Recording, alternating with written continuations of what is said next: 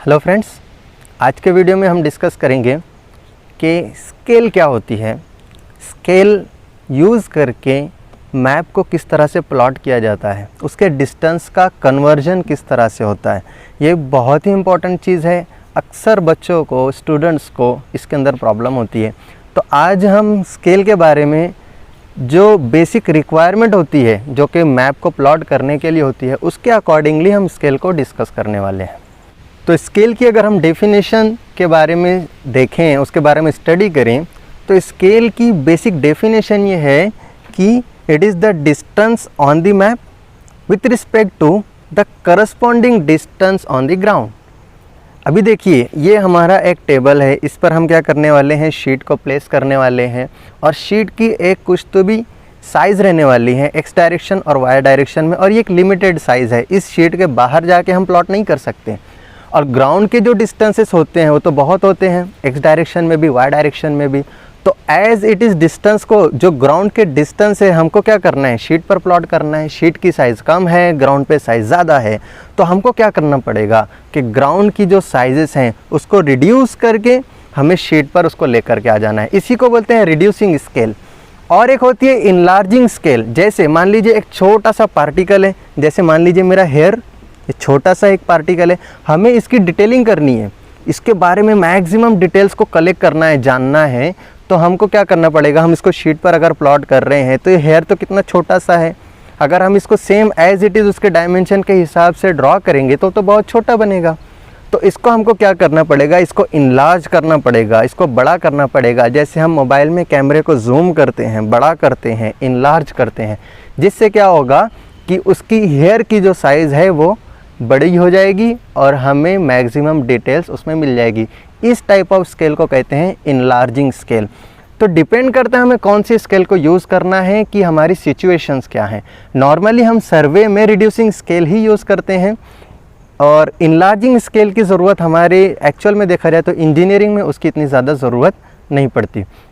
तो स्केल की basic definition ये है कि distance on the ground and the corresponding distance on the map, इन दोनों का जो रेशो है, that ratio is nothing but scale. और स्केल को नॉर्मली हम 1 centimetre is equal to dash dash kilometre और मीटर, इस फॉर्मेट में हम इसको डिफाइन करते हैं।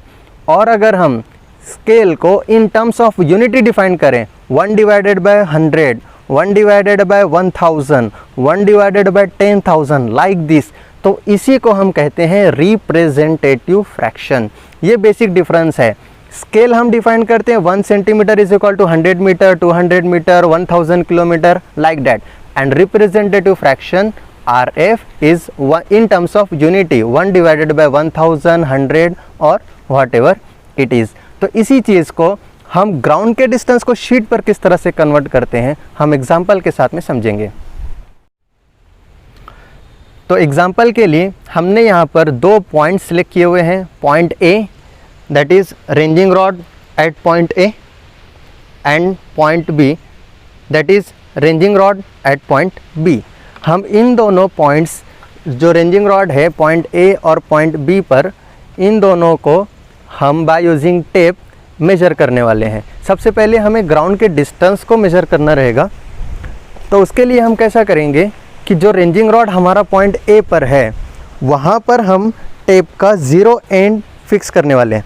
देखिए, इसकी प्रोसीजर इस तरह से होती है कि हमारा जो टेप है वो रेंजिंग रॉड के एग्जैक्टली कॉर्नर पे रहना चाहिए, उसको टच करना चाहिए। मतलब रेंजिंग रॉड तो हमारा यहाँ पर फिक्स रहने वाला है और हम यहाँ पर टेप का 0 एंड इस तरह से पकड़ना है, जो कि परफेक्टली 0 मैच करे। ठीक है, इस तरह से अगर आप पकड़ोगे तो एक गलत रीडिंग मिलेगी। आपको इस तरह से पकड़ना है। और जो लास्ट एंड रहेगा हमारा टेप का, वो रेंजिंग रॉड जो B पर है, वहाँ पर हम इसको रीड करेंगे। देखिए, अभी हमने टेप को टाइट कर रखा है और उसके बाद में हम टेप को रीड करेंगे। तो देखिए, इस तरफ यहाँ पर है 6 मीटर, 6.1 2 3 4 5 6 एंड देखिए ये 7 एग्जैक्टली रेंजिंग रॉड के सेंटर में आ रहा है। मीन्स यहाँ तक का जो डिस्टेंस हुआ पॉइंट B तक का, वो है 6.7 मीटर। तो हमने डिस्टेंस जो रेंजिंग रॉड A और B है, इन दोनों के बीच में का डिस्टेंस हमने टेप से मेज़र किया। वो डिस्टेंस हमारा आ रहा है 6.7 मीटर। अब इस डिस्टेंस को हमें शीट पर प्लॉट करना है। मान लीजिए हमने जो स्केल मैप के ऊपर जो चूज़ की है वो है 1 centimetre is equal to 100 centimetre. Representative fraction के टर्म में बोलें तो 1:100, ठीक है। Means 1 centimetre on the sheet will represent 100 centimeter on the ground, that is 1 centimeter is equal to 100 centimeter on ground, और 100 centimeter means nothing but 1 meter on the ground। अभी हमारा जो टोटल डिस्टेंस है शीट पर ground पर वो है 6.7 metre. मतलब पॉइंट ए हमारा जो शीट पर है और जो पॉइंट बी हमारा शीट पर है, इन दोनों बीच में का जो डिस्टेंस है वो है 6.7 metre on the ground. But हम जब इसको शीट पर ट्रांसफ़र करेंगे तो उसके लिए हमें एक नॉर्मल सिंपल इंटरपोलेशन यूज़ करना है। जैसे हमारा स्केल है 1:100, means 1 centimetre on the sheet represent 100 centimetre on the ground. तो x centimetre on the sheet represents 6.7 metre. ये 7 मीटर में है इसलिए इसको मल्टीप्लाइड बाय 100 कर देंगे तो सेंटीमीटर में आ जाएगा।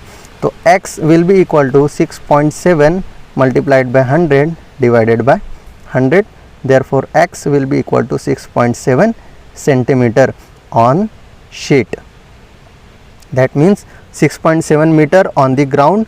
और स्केल हमारी 1 सेंटीमीटर इज इक्वल टू 100 है, तो हम उसके लिए 6.7 सेंटीमीटर शीट पर प्लॉट करना है। तो पॉइंट ए पर हमें क्या करना है, स्केल को रखना है, पॉइंट बी तक का डिस्टेंस 6.7 सेंटीमीटर को लेना है और इससे हमारा पॉइंट बी मार्क हो जाएगा।